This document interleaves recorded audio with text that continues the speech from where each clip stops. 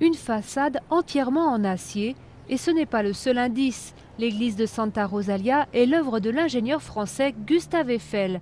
Après avoir été conçue comme la tour du même nom pour l'exposition universelle de Paris en 1889, l'édifice a atterri au Mexique après un passage en Belgique.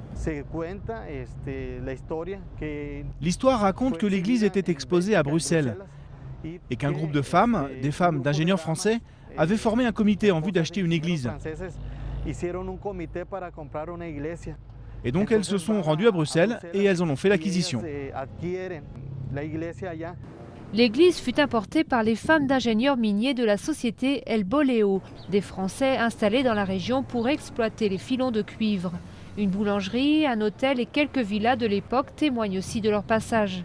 Moins célèbre que la tour, l'église Eiffel fait la fierté des habitants. La péninsule de Basse-Californie où nous nous trouvons est désertique. Et cela nous fait très plaisir que les touristes puissent venir voir, dans ce village en plein désert, de l'artisanat et des monuments d'architecture française. Depuis la fermeture de la mine et le départ des Français en 1954, la ville est quasiment restée intacte. Et récemment, dans l'une des anciennes maisons des cadres français, s'est installé le patron d'une entreprise canadienne qui projette de relancer la mine. Nous n'allons pas utiliser les méthodes anciennes comme la fonderie. On va utiliser des techniques ultra-modernes et on espère rouvrir au cours de cette année. Une réouverture qui devrait donner un petit coup de pouce à l'économie locale, en espérant que l'église Eiffel puisse en bénéficier car son clocher a été partiellement détruit lors d'une tornade l'an dernier.